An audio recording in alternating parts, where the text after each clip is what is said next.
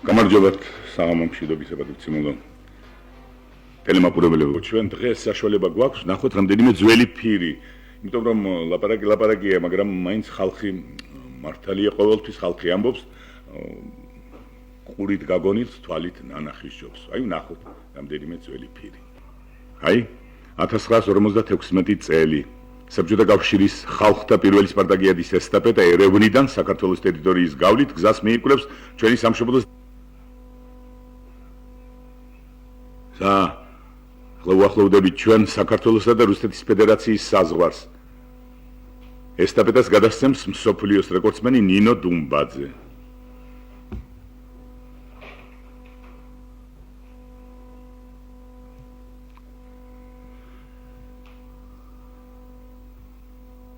და ახლა დაიწყო საჩვენებელი გამოსვლები. პირველი სტარტები 10,000 მეტრზე რბენას იგებს ვლადიმერ კუცი.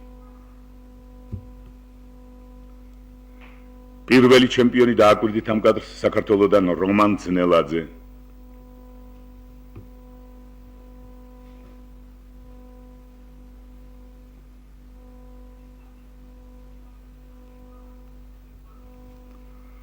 ეს გახლავთ საქართველოსა და კარელია ფინეთის წყალბურთელთა შეხვედრის ერთი მომენტი. ფრაგმენტი უფრო სწორედ.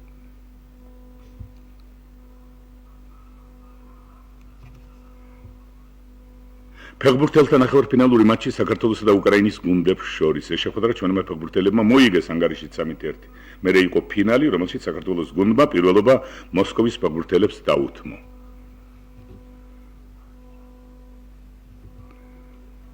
ეს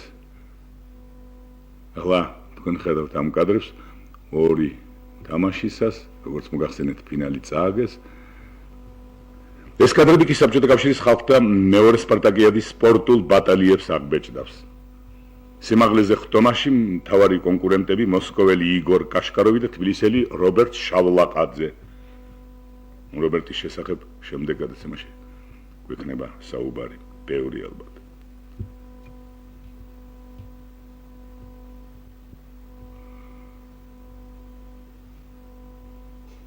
ტყორცნის სექტორში ძალებს ცდიან ლამარა ტუღუში და ნინო პონომარიოვა.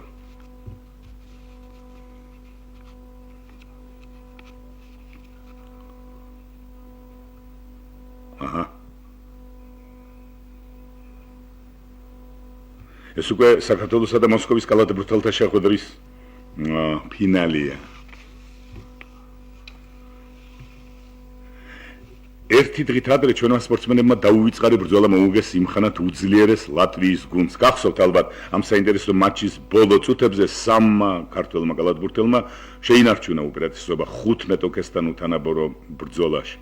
ფინალურ მატჩში ჩვენი გუნდი დაღლილი ჩანდა. მოსკოვის ნაკრებმა შედარებით ადვილად მოიგო გადამწყვეტი მატჩი მაშინ. ესეც კარგად გიხსოვებათ თქვენ ალბათ.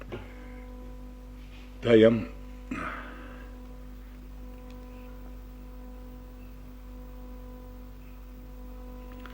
ფინალური მატჩის წაგებით ჩვენ უახლოვდებით ჩვენი გადაცემის დასასრულს, მეგობრებო.